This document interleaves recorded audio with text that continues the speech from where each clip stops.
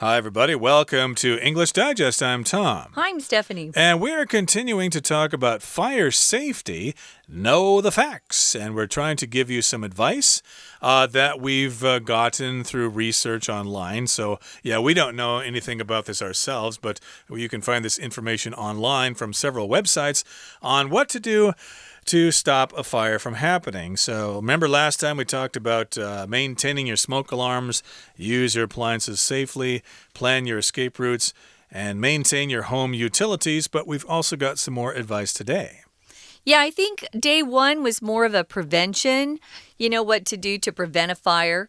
And day two is what to do if you find yourself in a fire, which is really scary, I must say. So we're going to talk about the do's and the don'ts of fire safety.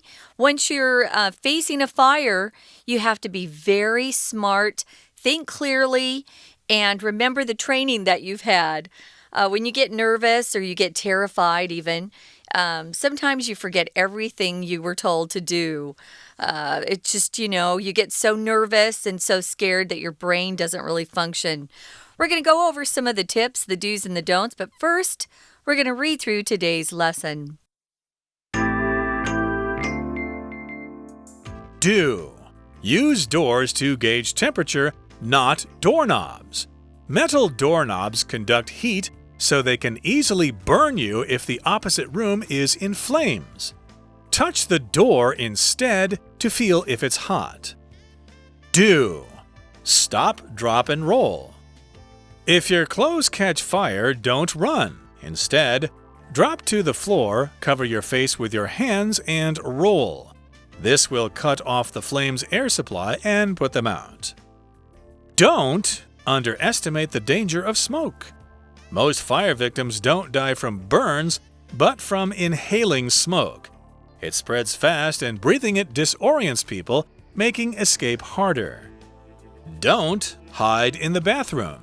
In high heat, a plastic bathroom door can melt and let in smoke. Also, if there's no outdoor-facing window, firefighters won't hear your calls for help. Don't run upstairs to escape. If lower floors are on fire, running upstairs won't help. Smoke rises faster than you run. Don't run through smoke with a wet towel or plastic bag. A wet towel over your face can't adequately protect you from breathing smoke, and plastic bags may melt onto your skin in high heat. Always remember the slogan, "Shut the door on smoke and leave fire behind." When a fire is small, take the chance to escape, but don't risk your life by running through thick smoke. Okay, what are some things that we need to remember should a fire break out?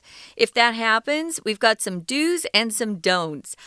We'll often talk about the do's and don'ts of something, to talk about things that you should think about doing and things that you should think about not doing for sure. So here's a list of some do's. We've got two for you that are really important. The first one is to use doors to gauge temperature, not doorknobs. This makes a lot of sense if you go ahead and read why. We're using this word gauge as a verb. To gauge just means to tell about something. So you're kind of checking something to see what it's like or what it's about, to gauge something.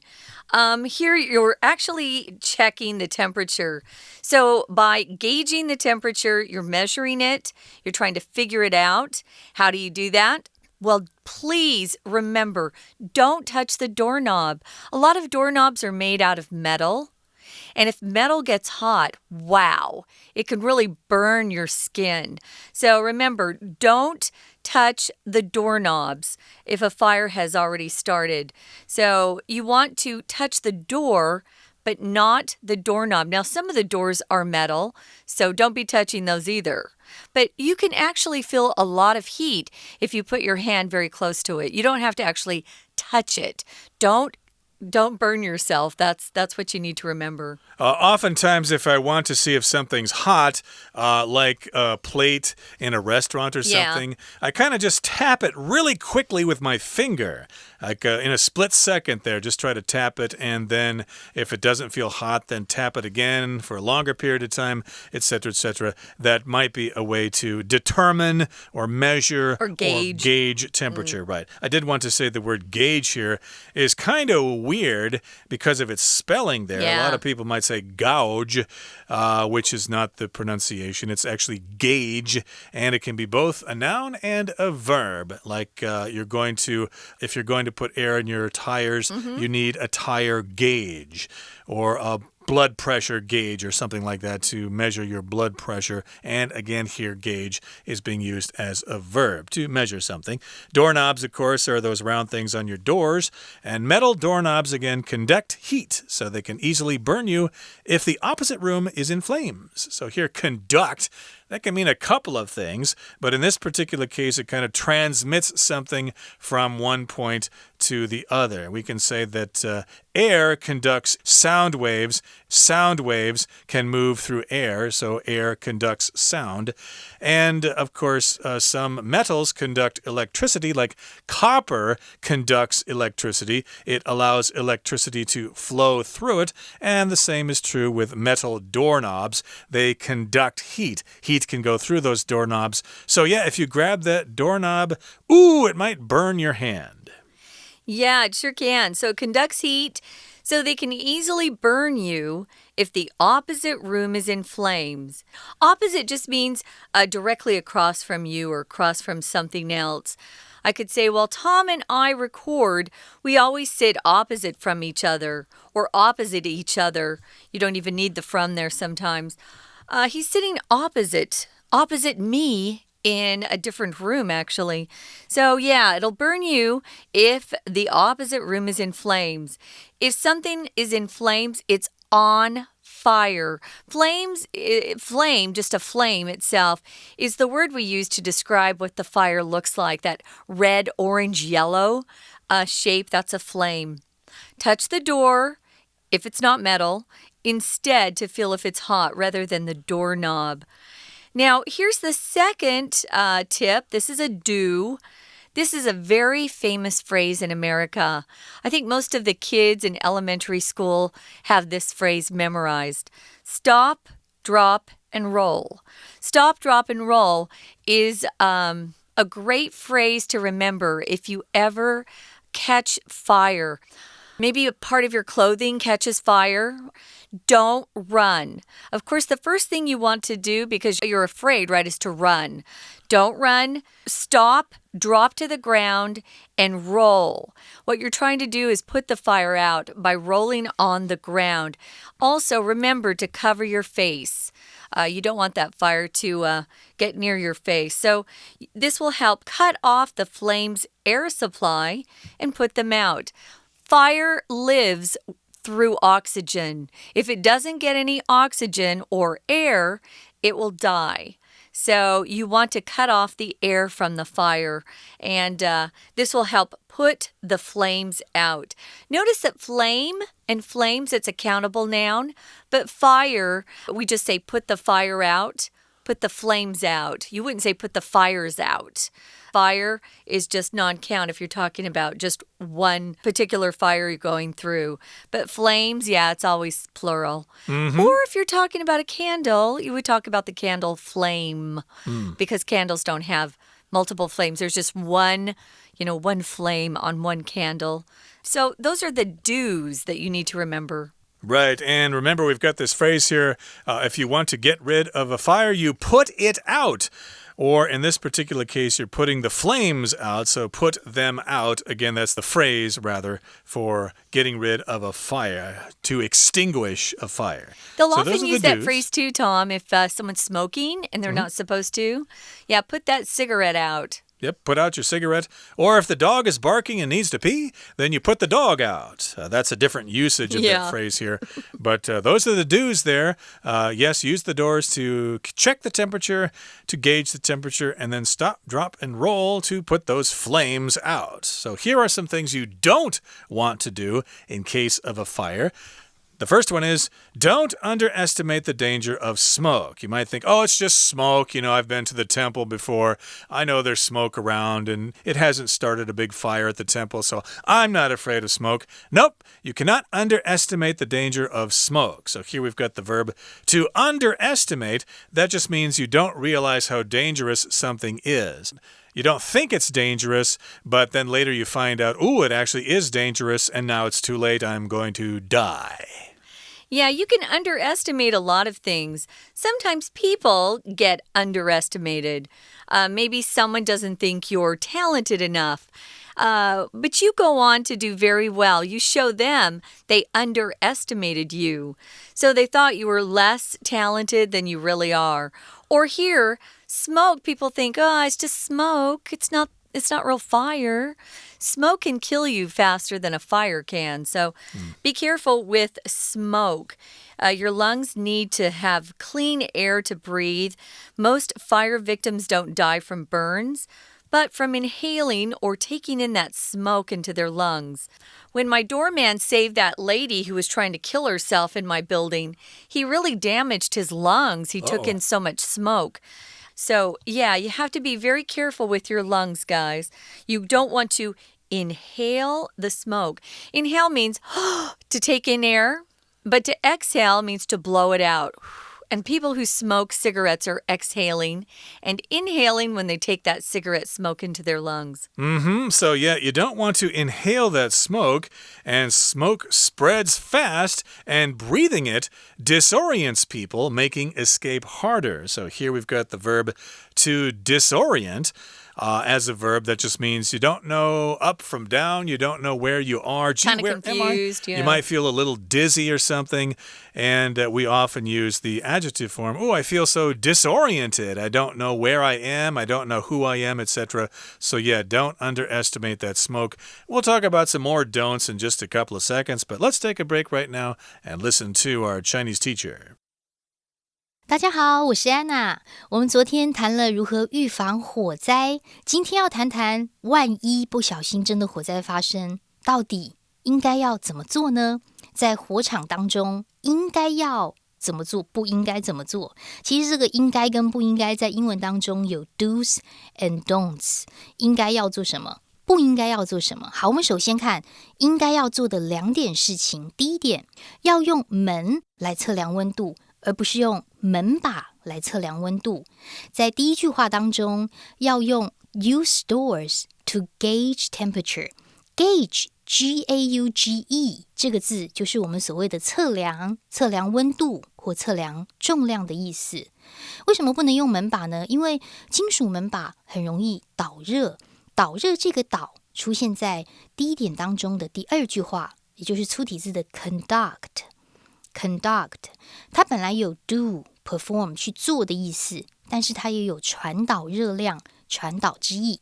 所以如果另外一边的房間着火，门把很容易会让你烫伤。那么另外一边这个单字也出现在第2句话当中 opposite 它是一个形容词，可是后面我们看到的着火其实是一个片语哦。我们昨天有提到过，火焰叫做 flame。如果什么什么着火，片语可以用 be 动词 be in flames。所以如果我们触摸的是门板而不是门把的话，这样会比较安全。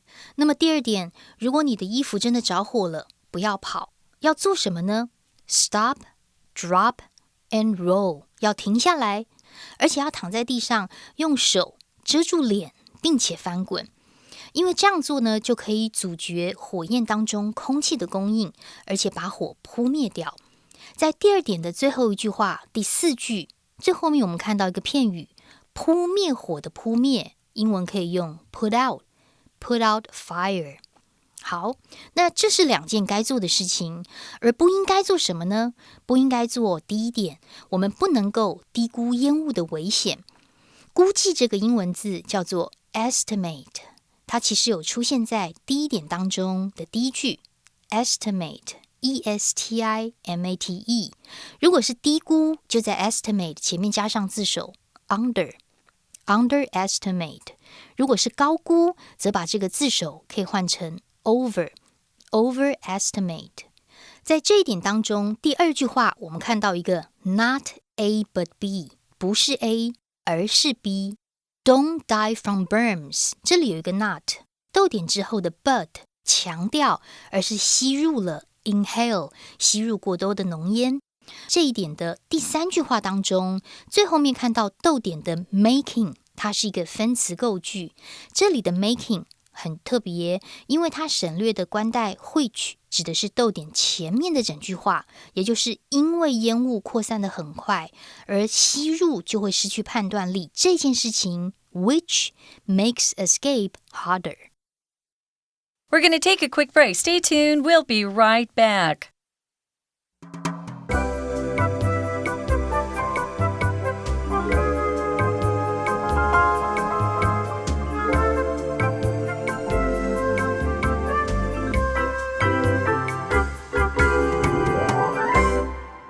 All right, let's continue with our lesson. We talked about do's here, things you should do if there is a fire. Again, for review here, do use doors to gauge temperature, stop, drop, and roll if your clothes catch fire. And here are some don'ts, things you should not do. Don't underestimate the danger of smoke. It's just smoke, but it could kill you maybe even faster than flames can. So yes, breathing that smoke will disorient you and you might pass out and die that way. So here are some other don'ts here. One thing you should not do is hide in the bathroom. Do not hide in the bathroom. You might think the bathroom is safe because, oh, there's the bathtub there with water and stuff like that. I should be safe in here. Right. And actually for earthquakes, they often will tell you to go and get yourself into the bathtub. It'll protect you somewhat. Yeah, but not in a fire. In high heat, a plastic bathroom door can melt and let in smoke. So, it not only melts plastic, but it can let in smoke as well. Also, if there's no outdoor-facing window, firefighters won't hear your calls for help. The firefighters want to save people, they want to rescue people, but if they can't hear your cry for help, they don't know where to go. And firefighters are brave, but they have families too, so don't make the situation dangerous, even more dangerous for them when they're trying to rescue you. Don't hide in the bathroom. A lot of bathrooms don't have windows that face the outside. If you have a bathroom that has a window that opens up to the outside, open the window as fast as you can. Maybe you're stuck in a room and you can't get out. Open that window and call from there. Hopefully people can get to you fast enough to save you. It might not do you any good, though, if your bathroom is like our bathroom at home because it's got those metal bars outside the window there. So, yeah, you might not be able to get out that way. And, you might be wondering, why is there a plastic bathroom door in the bathroom? Well, some shower stalls or whatever will have a sliding door. You might think you'll be safe behind that, but hey, the high heat will melt that bathroom door and the smoke will get in. So yeah, hiding in the bathroom is a no-no. Now here's something else you should not do. Don't run upstairs to escape. You can go upstairs or downstairs if you have different floors in your house, but they're saying that you should not run upstairs to escape. If lower floors are on fire, running upstairs won't help, okay? Smoke rises faster than you run. I'm not quite sure if this is good advice for my house again because we've got a roof there that is open. It might be better to run upstairs to get some fresh air up there instead of going downstairs if the fire is on the first floor.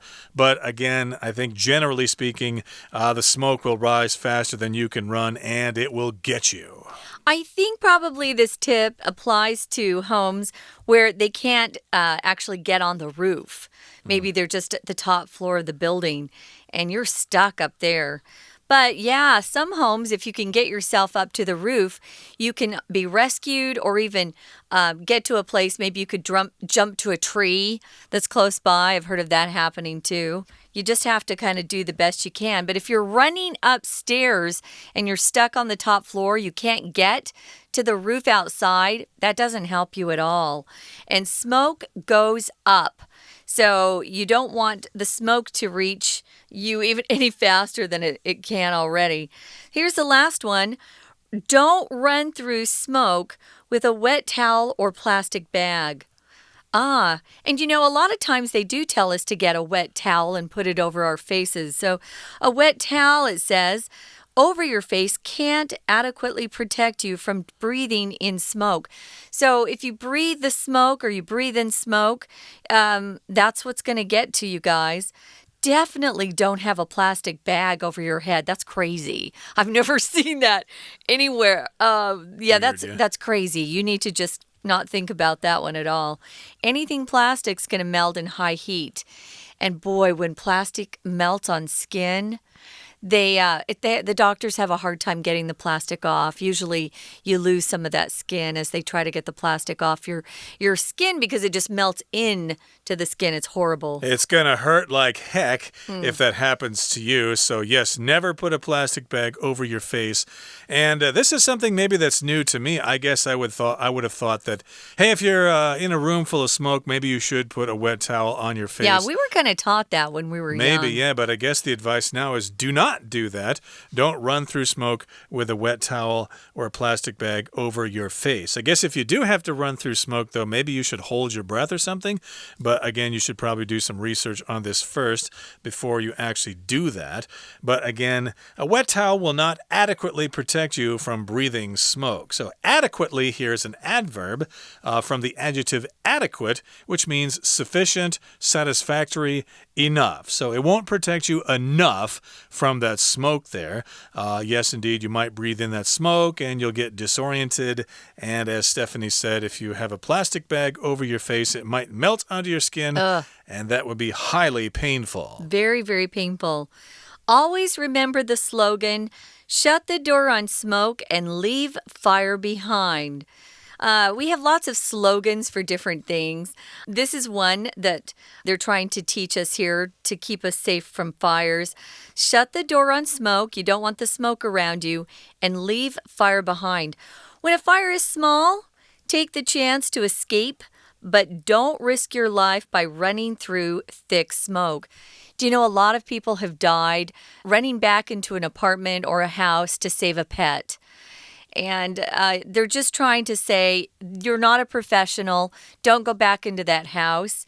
It's heartbreaking to lose pets in fires, but don't go back. You may not get another chance to get out of that house. If you risk something, you take a big chance. Some risks are worth it, but a risk can expose you to danger. It's a situation that's quite dangerous for you. So be very, very careful. And it is true when a fire's small, you have a chance to escape. But fires can escalate or get bad very quickly. So you want to get out of there as soon as you can. So this is a slogan here, shut the door on smoke and leave fire behind. A slogan is usually some kind of phrase that is easy to remember because it's kind of catchy. A lot of advertisement slogans are out there so that we can remember them and buy their products. And in this particular case, we've got a catchy phrase or the slogan, shut the door on smoke and leave fire behind. If you can remember that slogan, it might help you escape from a fire. Another slogan that most people are aware of is the Nike slogan, just do it. You know, just get out there and do it. We have slogans for political campaigns. Usually, you know, they think a slogan will help people remember their candidate, that they'll vote for them. But we also, at least in Taiwan, we have a lot of slogans about hygiene. I remember with SARS, there was some sort of slogan about washing your hands. We have slogans for lots of things. But like Tom said, slogans are created so that they stick in people's minds. It's catchy, it's clever, and this is an important one to remember. The one that I remember growing up when I was learning about fire safety was the stop, drop, and roll. I think everybody in America knows that particular slogan. That's a slogan, that's a phrase that is also very catchy. It is, so remember that slogan again. Shut the door on smoke and leave fire behind.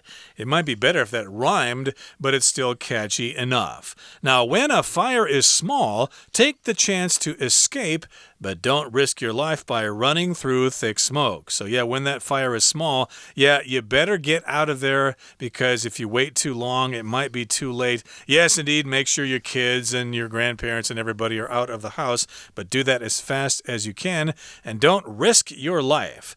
Here we've got the word risk as a verb. Just don't take chances on your life. Try to be as safe as possible. Get away from that nasty smoke. Okay, guys, we're going to listen to our Chinese teacher, and then we'll be back to say goodbye. 接下来我们就要看看第二件不应该做的事情哦。以前我们会觉得火灾发生，那我跑到浴室好了，因为浴室有水。可是这是不应该做的事情，不能够躲在浴室里面，因为在高温当中，浴室的塑胶门会溶解，并且让烟雾窜入，而且浴室通常是没有对外窗的，消防员没有办法听到你的求救。第三点，不可以往上跑。如果是比较低的楼层着火，往上跑并没有帮助，因为烟雾上升的速度比你想象的还要快。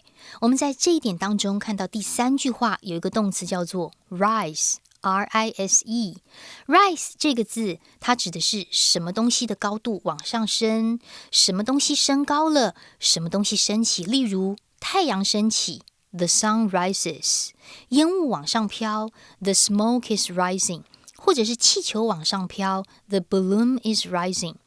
跟它很容易混淆的另外一个字叫做 raise。Raise 通常指的是人把什么东西举起，人提起什么东西，或人增加税、增加音量，所以有问题要举手叫做 raise your hand。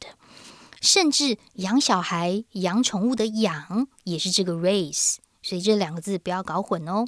第四个不可以做的事情就是不要用湿毛巾或者是塑胶袋穿越浓烟，因为它其实根本没有办法保护你免于吸入浓烟，再加上塑胶袋可能会在高温当中溶解在你的皮肤上。